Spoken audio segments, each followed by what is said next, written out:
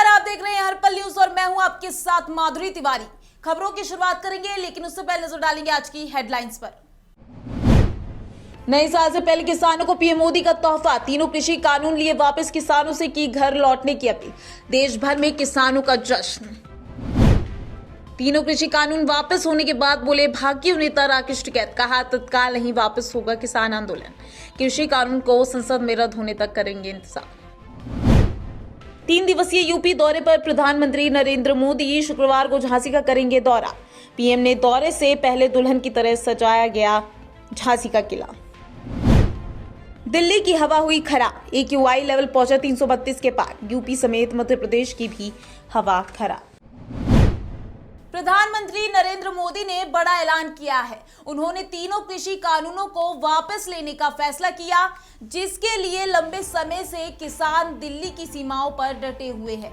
प्रधानमंत्री मोदी ने राष्ट्र के नाम आज अपने संबोधन में कहा कि इस महीने के अंत में शुरू होने जा रहे संसद सत्र में इन तीनों कृषि कानूनों को रद्द करने की संवैधानिक प्रक्रिया को पूरा किया जाएगा।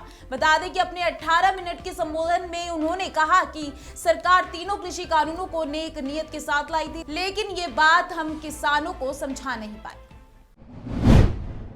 प्रधानमंत्री नरेंद्र मोदी ने किसानों की मांग मान ली है। पीएम मोदी ने कृषि कानून वापस लेने का ऐलान करते हुए किसानों से घर लौटने की अपील की है। इन सबके बीच किसान आंदोलन का नेतृत्व कर रहे किसान नेता राकेश टिकैत ने संकेत दिए हैं कि वो किसान आंदोलन तत्काल वापस लेने के मूड में नहीं है। राकेश टिकैत ने कहा कि आंदोलन तत्काल वापस नहीं होगा। उन्होंने कहा कि हम उस दिन का इंतजार करेंगे जब कृषि कानूनों को संसद में रद्द किया जाएगा। राकेश टिकैत ने साथ ही ये भी साफ कर दिया कि सरकार न्यूनतम समर्थन मूल्य के साथ साथ किसानों से संबंधित दूसरे मुद्दे पर भी बातचीत करे।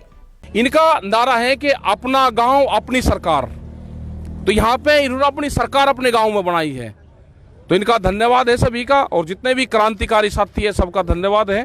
और अभी कानून वापसी जब तक भारत सरकार पार्लियामेंट में नहीं लेकर आएगी, जब तक देश का किसान मानने वाला नहीं है, देश की महिलाएं मानने वाली नहीं है, देश का जो मजदूर है आदिवासी है वो मानने वाला नहीं है, तो इन सब का धन्यवाद है। जय हिंद, जय भारत, जय बिरसा मुंडे। बिरसा मुंडे की पूरी जमीन है, ये आदिवासी क्षेत्र का है, और बिरसा मुंडा एक यहाँ के क्रांतिकारी योद्धा जिन्होंने आदिवासी क्षेत्र में काम करा, उनके प्रोग्राम में हम यहाँ पे आए, और धन्यवाद है सभी योद्धाओं का धन्यवाद है।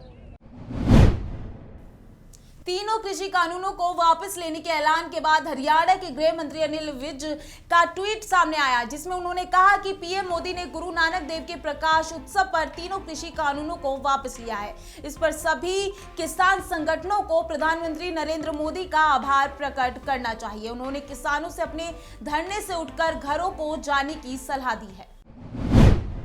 हरियाणा के टोहाना से समाज सेवी हरपाल सिंह बुडानिया ने पीएम मोदी के फैसले पर अपनी खुशी जाहिर की है। इसके साथ ही उन्होंने पीएम मोदी को धन्यवाद देते हुए किसानों को बधाई दी।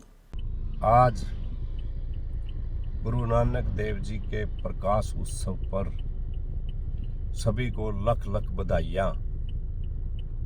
और आज प्राइम मिनिस्टर ने तीनों कानून वापस लेने पर सभी किसान भाइयों को लख लख बधाइयाँ। और प्रधानमंत्री जी का भी धन्यवाद, ताकि ये तीनों कानून वापस ले लिए गए हैं। इससे देश की प्रगति होगी और किसानों का भला भी होगा। धन्यवाद। जय हिंद, जय भारत। पीएम मोदी के इस ऐलान के बाद गाजीपुर बॉर्डर पर लगभग 1 साल से धरने पर बैठे किसानों में खुशी की लहर छा गई है, जिसके बाद सभी किसानों ने जिंदाबाद के नारे लगाए। किसानों ने कहा कि तीनों काले कृषि कानूनों के खिलाफ उनकी लंबी लड़ाई में अब जीत हासिल हुई है। झांसी में रानी लक्ष्मीबाई की जयंती के मौके पर झांसी के किले को काफी भव्य तरीके से सजाया गया है।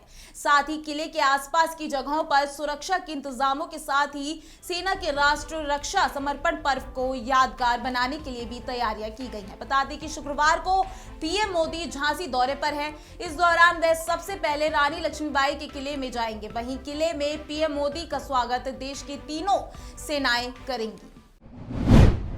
सिखों के पहले गुरु श्री गुरु नानक देव जी की शुक्रवार को 552वीं जयंती है, जिसके चलते पंजाब के साथ पूरी दुनिया में पहले पातशाही का प्रकाश पर्व काफी खुशी के साथ मनाया जा रहा है। वहीं कोरोना के बाद इस साल करतारपुर कॉरिडोर के दोबारा खुलने से सिख संगत की खुशी दोगुनी हो गई है। आपको बता दें कि लोगों को सही राह दिखाने के लिए श्री गुरु नानक देव जी ने अपने पूरे जीवन काल में उन्होंने लगभग 38,000 मील का सफर तय किया था।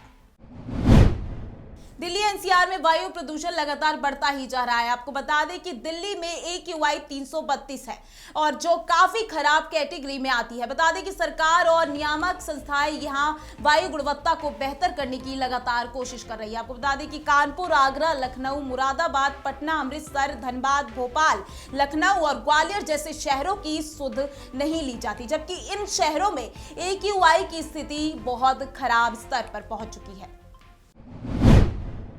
दिल्ली में ट्रक जैसी भारी गाड़ियों की एंट्री पर सरकार की ओर से रोक लगा दी गई है। अगर चालकों की ओर से जबरदस्ती गाड़ी को दिल्ली में लाया गया तो उनके खिलाफ केस दर्ज किया जाएगा। वहीं इसके अलावा जो ट्रक दिल्ली में अनजाने में प्रवेश करेंगे उनका प्रदूषण चेक करवाकर उन्हें वापस भेज दिया जाएगा। अहमदाबाद में एक और बुजुर्ग व्यक्ति की हत्या का मामला सामने आया है। शहर के साबरमती इलाके में एक बुजुर्ग व्यक्ति की गला रेत कर हत्या कर दी गई है। बता दें कि शहर में 15 दिनों में इस तरह की दूसरी घटना है, जिसमें लूटपाट के लिए बुजुर्ग नागरिक को निशाना बनाया गया। इससे पहले 2 नवंबर को शहर के घाटलोडिया इलाके में एक बुजुर्ग दंपत्ति से लूटपाट करते हुए बुजुर्ग दंपत्ति की हत्या कर दी गई थी। खबर इंडिया में आज के लिए बस इतना ही। देखते रहिए हर्पल न्यूज। नमस्कार।